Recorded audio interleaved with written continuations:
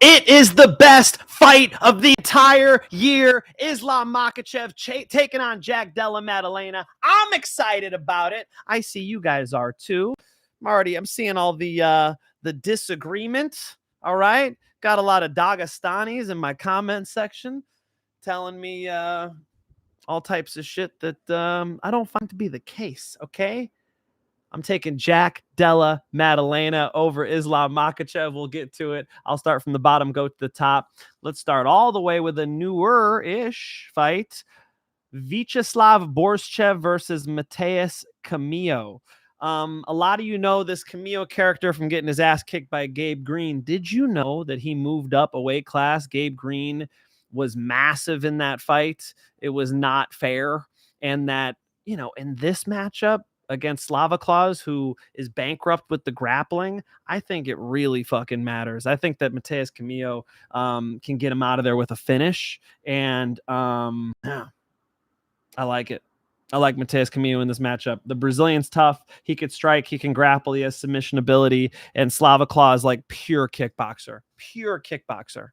Never really turned that corner with the grappling and gets frustrated with it. I think he'll be frustrated in this matchup. Give me Matheus Camilo, ground and pound or a submission, I'm not sure, but inside distance. Basinger, Susurkaev versus Eric McConico. They are feeding Eric McConico to a talented striker. Unfortunately, Vegas also identified it. The last fight I told you, even odds. This one, fucking 8-1 for this Russian. Holy shit. I mean, they're showing him love. I think it's, it's 3-1.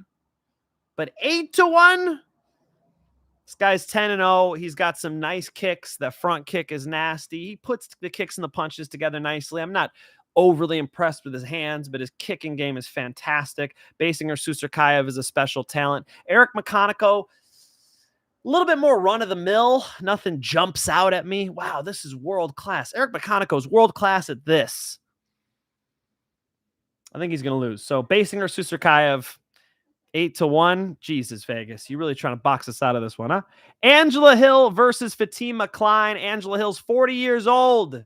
All right. And she just started showing some signs of slowing down in that last one against Lucindo. You got Fatima Kline coming off of a quality dub over Melissa Martinez, Victoria Dudakova before that. Both of those were finishes too, which is, a bit of a rare thing for the ladies. You got to give some respect when you see a girl finish in fights. Not everybody can be Ronda Rousey. Am I right? Oh, we're not Ronda Rousey fans anymore? The way she dunked on Joe Rogan was too much. I would agree. Okay. Ronda. Who hyped you more than Joe Rogan? Ronda? Seriously. Joe Rogan helped put her on. All right. You'd have to put Dana White at the front of the list. But Joe Rogan's not too far behind Ronda. Okay. Joe Rogan did a lot to promote the great Ronda Rousey. And put some respect on his name. Ronda, come on. Am I dark? I'm going to turn this light up. Is that better? Can you see me now? Good. What up, everybody? What up, Tyson? What up, Dixon? What up, Void? Let's go. Yeah, I think that Fatima Kline is going to beat Angela Hill. Angela Hill is a tough customer, so maybe she takes her long, though. Fatima Kline decision. It'd be nice to see a finish. She's fighting Angela Hill, who's like such a veteran and such a staple in the division. You finish Angela Hill, it'll be a statement. But let's see how they go long. Chepe Mariscal versus Pat Sabatini. I like Chepe in this matchup. The caveat is Pat Sabatini's wrestling is tremendous, but his striking with Chepe, who throws these stones, it's not like one punch knockout power, but everything he hits with is he's got his ass behind it. He's throwing hard shots. I think Chepe can do some damage to Pat Sabatini, start fucking him up, get him out of there late. My buddy Kevin, shout out to him, by the way. He has an MMA channel that I would love for you guys to follow. It's Voice of MMA, right, Kevin? Did I get you right, dog? Voice of MMA. Go check him out. He actually dropped a really solid Islam Makhachev. Voice of MMA. Go check him out. He went and dropped a really solid down of Della Maddalena versus Islam Makhachev. Pointed something out that I hadn't, necessarily highlighted before that I think is interesting and originated from his mind. It's that when Jack Della dips, Islam Makhachev, solid tie clinch, solid high kicks. I like the identification there. There is a risk for sure. That's interesting, especially like when you push Jack Della Maddalena back, right? Starts moving that head low. Got to be careful because Islam Makhachev kicks hard as fuck. Shout out to Kevin. I think Chepe could beat Pat Sabatini. Pat Sabatini's just got to out wrestle the fuck out of Chepe Mariscal. I think that's a tall task, man. Pat Sabatini was getting stuffed by Diego Lopez, put away.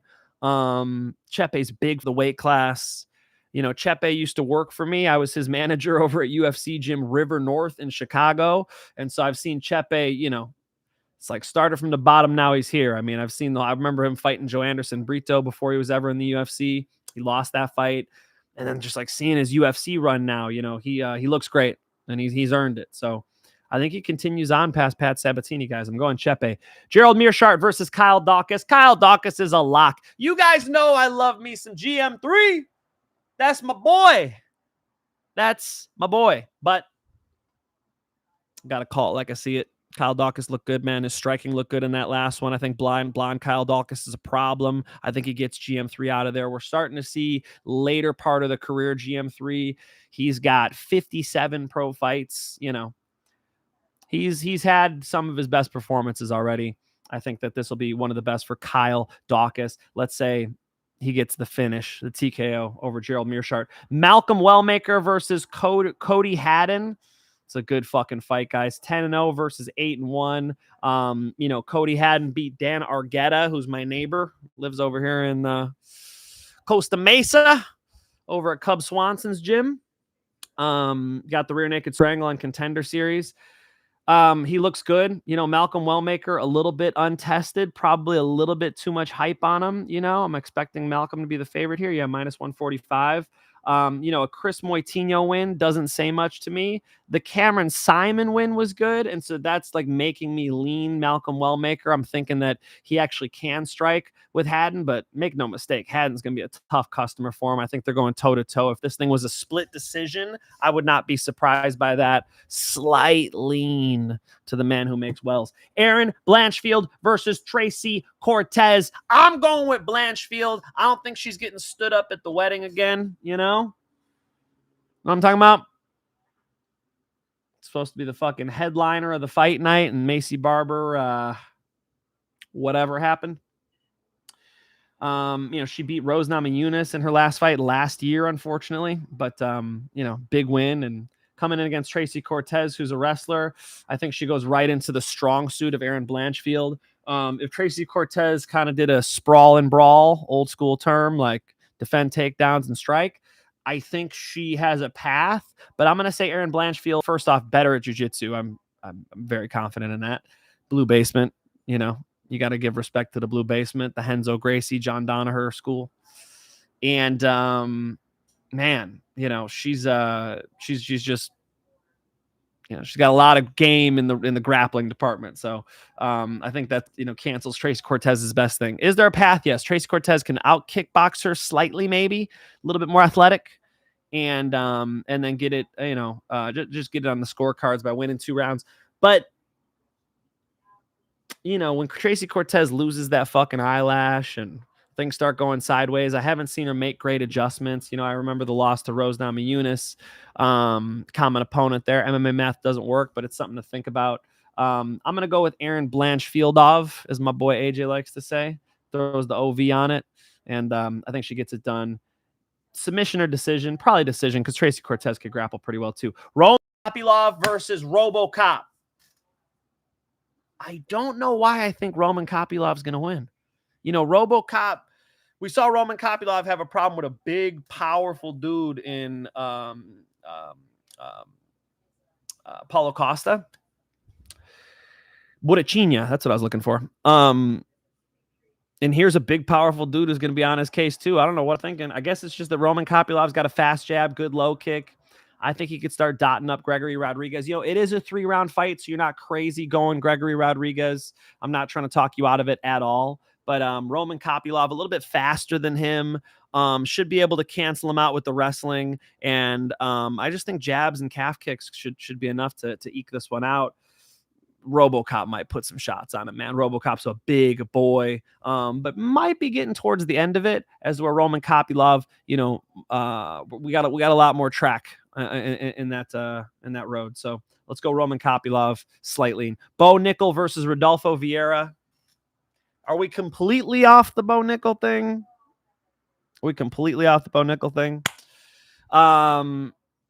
Yeah. I think I got to go Bo Nickel. I think Bo Nickel can slightly outstrike him and defensively wrestle.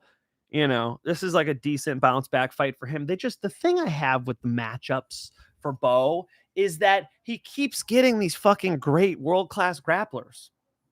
Are there just a lot at 185? Is that what's going on? Just a fucking ton of grapplers at 185, huh?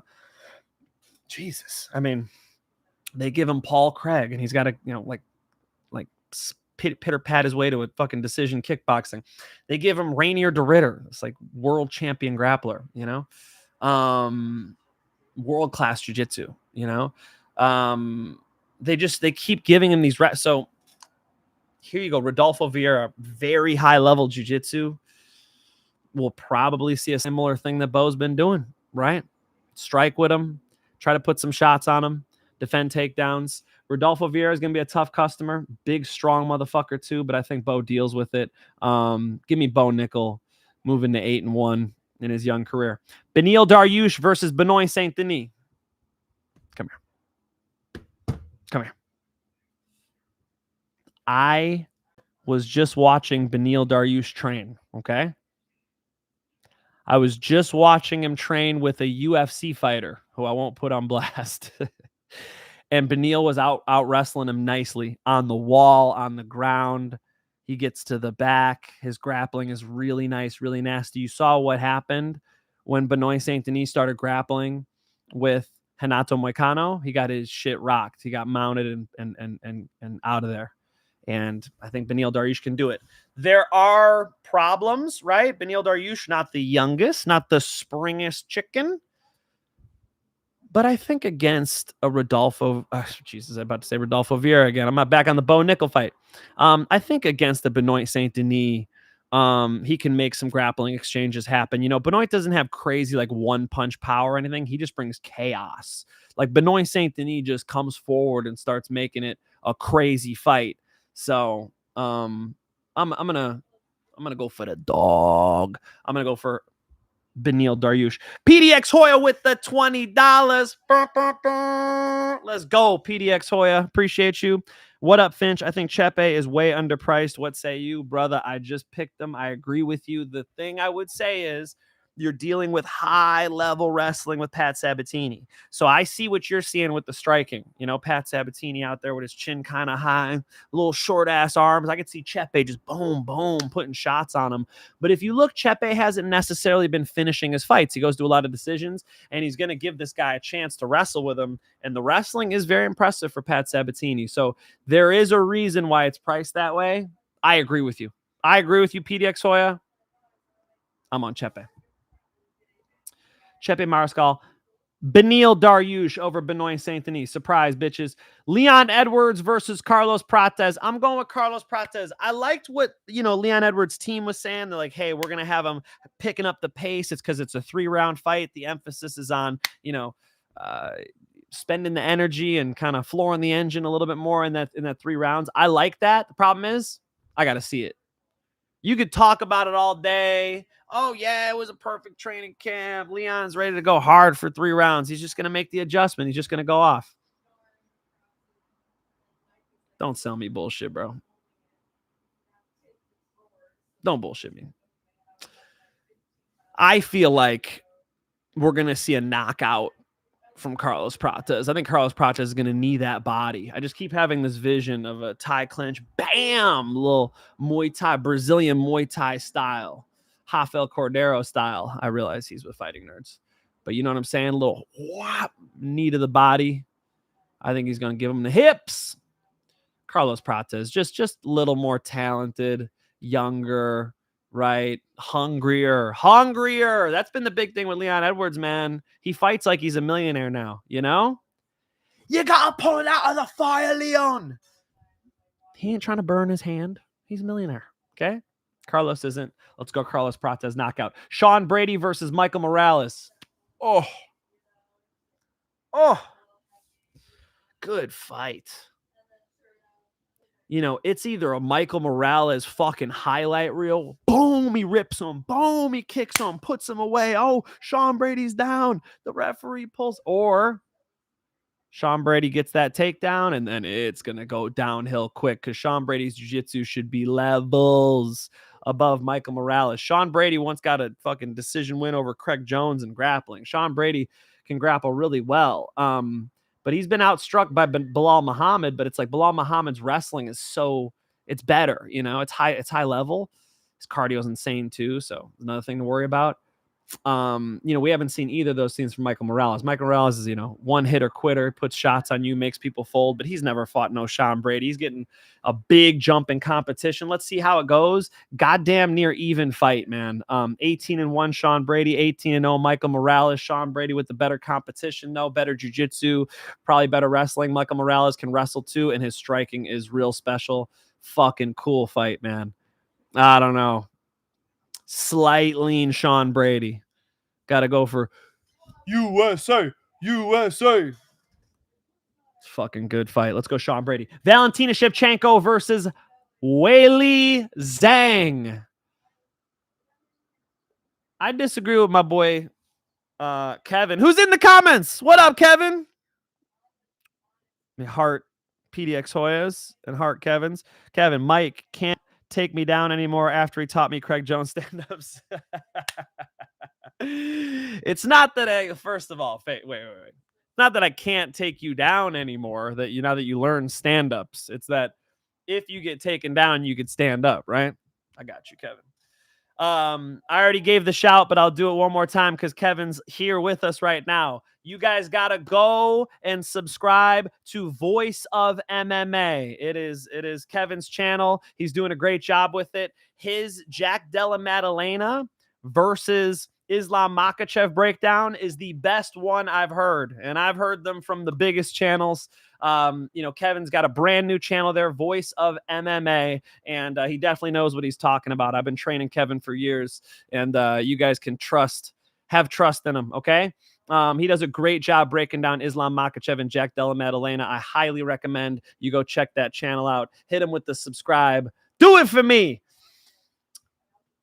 I think Weili is going to win this fight. Now, Kevin disagrees with me. He thinks that that Shevchenko is going to be faster, even though Weili's the smaller fighter, generally would have a speed advantage. He thinks that Valentina is going to have an edge striking, which I don't necessarily agree with. I think it's pretty 50-50. You know, Weili's got just a tremendous Muay Thai game too. I think they're going to go toe to toe. And then I'm seeing a big advantage for Weili with that wrestling. I think the mixture of the striking with the wrestling, like the way she changes levels and hits those double legs, her cardio is fantastic too.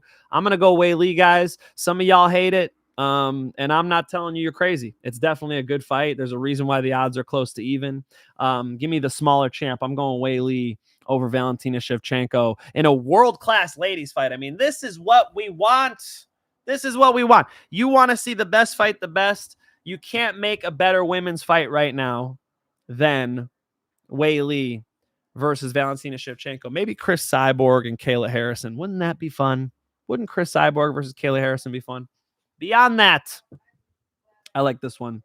I'm going to go with Weili in a fucking competitive good fight. 25-4 for Valentina, 26-3 for Weili. Just world class. Let me check on the ages because I don't know them off the top of the dome. Weili, 36. So not the most spring chicken, but the Tatiana Suarez performance was impressive, dominant. Yan Xiaonan, Amanda Lemos, Carla Esparza, Joanna Jędrzejczyk. She's fought a lot of good women. You could say the same thing about Valentina Shevchenko, 37. Valentina Shevchenko coming off of the Manon Ferro W, a decision coming off of the Alexa Grasso W. He's like, and not just that they're decisions, but the Manon Ferro one, like, you know, probably a little more competitive than I think, honestly, even Wei Li, and Manon Ferro is pretty big. But you know, I think Wei Li's gonna put a fucking pace on her, man. No, you know, split the split decision draw, you know, with Alexa Grasso. Only 2 fights since 2023, 1 in 2024, 1 in 2025. I don't know, man. I think Valentina Shevchenko gonna get taken down here too much. Gonna be in a fast-paced fight with a high output. Gonna lose the championship rounds to Wei Li. That's what I think. Y'all ready for this? Jack Della motherfucking Maddalena is taking on Islam Makhachev in the fight of the year. You've got creatine Makhachev. This motherfucker's out there looking like a middleweight. Homie put on some size. He found the weight room. I've seen videos of him squatting crazy weight, doing a 1-rep max. We're talking about a guy who already had some like questionable cardio, and now you're going to slam all this muscle on him. Like, we'll see. They're thinking, you know, Islam's going to get a hold of JDM and just fucking absorb him. Like, Islam is so world-class in the clinch. When you get in under-over with him, you got to watch the trips. You got to watch the throws. He'll hook your glove and throw you. He don't give a fuck. He don't give a fuck about them rules. There's a Tito Ortiz quote I will bring you. If you ain't cheating, you ain't trying. That's Tito Ortiz. I didn't say that shit. That's Tito Ortiz saying that shit. Okay? Don't cheat, kids. But Islam will slip a finger in the glove.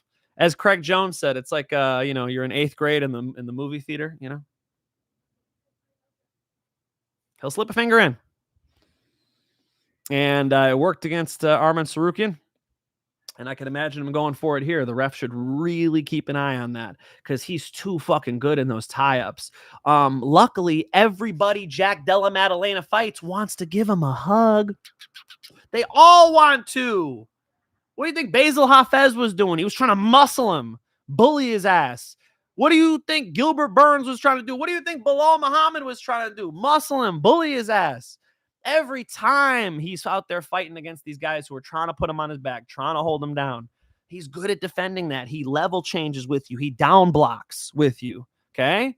So that's a fantastic way to defend takedowns. Keeps his hips away. With tie-ups, he gets the fuck out of there. He gets back to ripping shots. He bends his knees, gets his chin tucked, his head low, and he rips good shots. He'll change stances. He'll throw a punch and then change stances after the punch is thrown. It really fucks with people because not too many people do that, especially in mixed martial arts. You know, you see, like Bilal Muhammad's a guy who changed stance as well. He had trouble with the stance switching. You know, you're going to throw him in there with Islam Makhachev, who likes to pretty strictly stay in the same stance. Dude, I think he's going to be putting, you know, lots of different combinations, footwork traps, cutting him off, just giving him a different look than he's used to. You know, he doesn't fucking strike like, you know, Islam's out there striking with his cousin, you know, Usman Nurmagomedov and Umar Nurmagomedov. Like, these are the strikers he's seeing. He doesn't strike like that at all. It's a completely different style. And I think he's going to put a lot of punches and punishment on Islam Makhachev, especially late. Now, with Islam, the head kicks are a problem, right? The knees are a problem. His power is a problem. He's explosive. But here he is up against a real welterweight. You know, Islam Makhachev's thing has always been, this guy's the biggest lightweight in the world. You know, it's like anybody who fucking fights Islam Makhachev goes, that boy's strong as fuck. You know? Kevin was telling me that Bobby Green's like, bro, I grapple with Strawn Strickland. I grapple with middleweights. This guy's stronger than anybody I've ever grappled with. They apply that on you. They put that on you. They're using their legs. They're squeezing your body. They're fighting that far wrist. When they punch you, it's hard. They're not fucking around. It's a tremendous style. It has got him to be #1 pound for pound. I got mad respect for Islam. I ain't doubting Islam. That's not what I'm doing here. What I'm doing here is telling you there are X factors. Okay, this is Islam's first fight at 170. Changes things.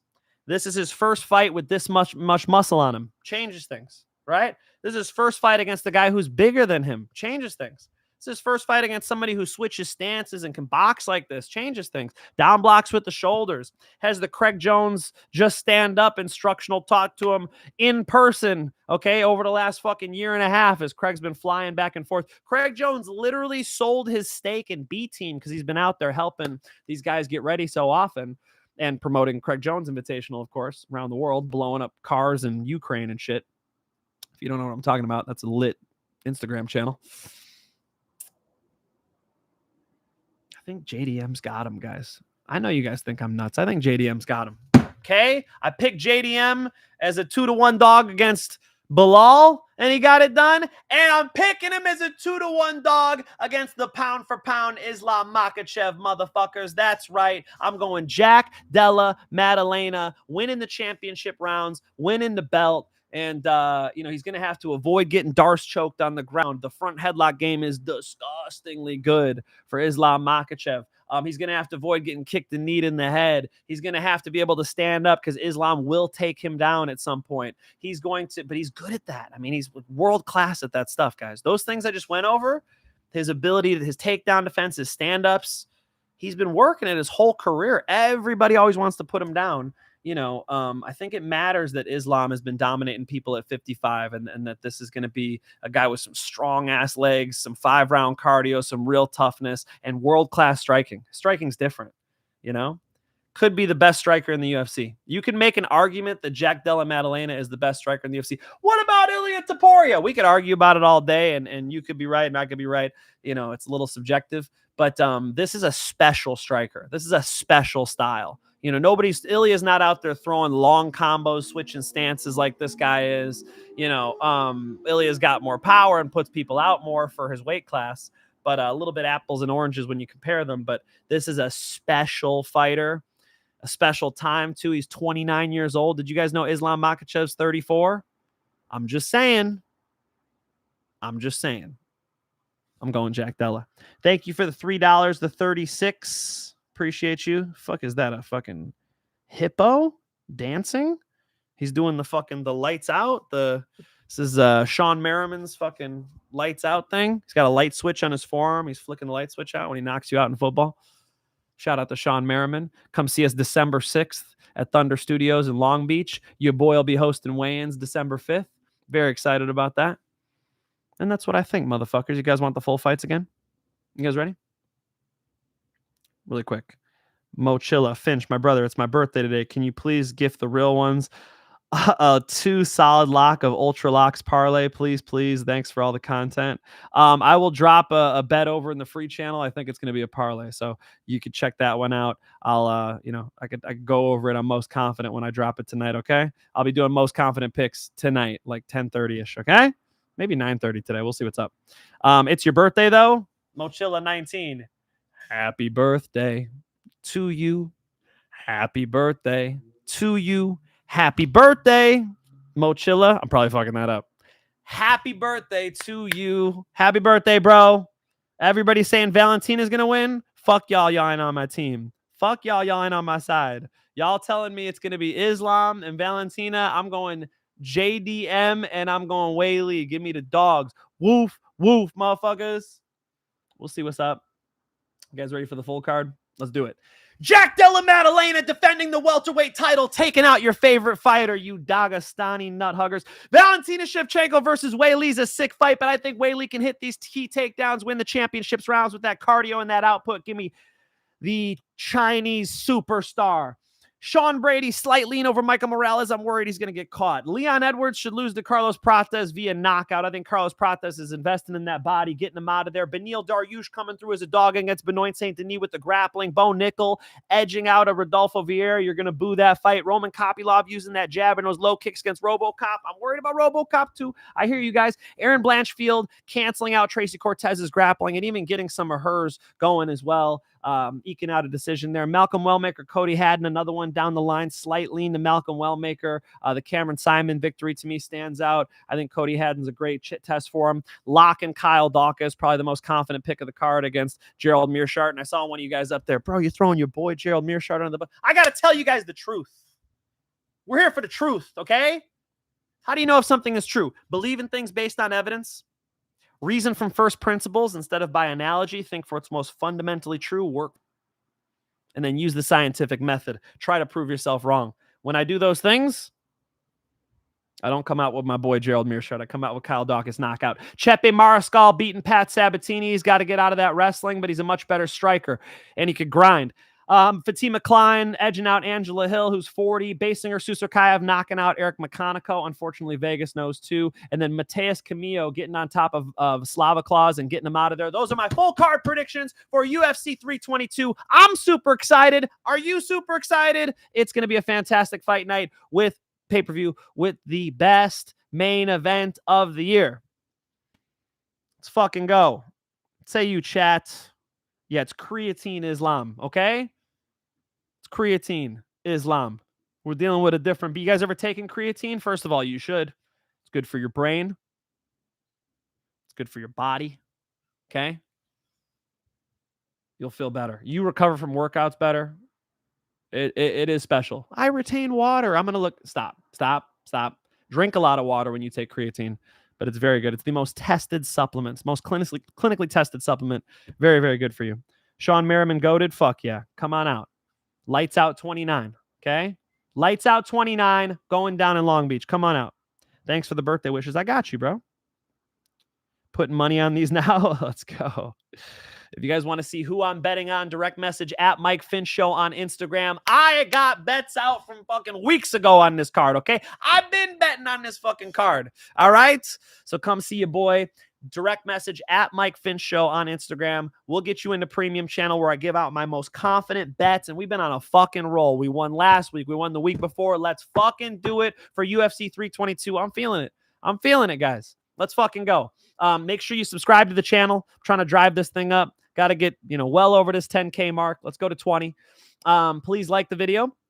Leave a W in the comments. You got nothing to say? Just leave a W. It does help the algorithm for me. And like I said, go follow my boy, Kevin, who's got Voice of MMA channel. Brand new and a wicked, breakdown. I'm going to be on with AJ DeVito on MMA Experts after this. Then I'm going to be dropping my 5 most confident predictions. I'm going to do those tonight as well. Early content for you guys since your boy's going to get a tan in Arizona tomorrow. Okay?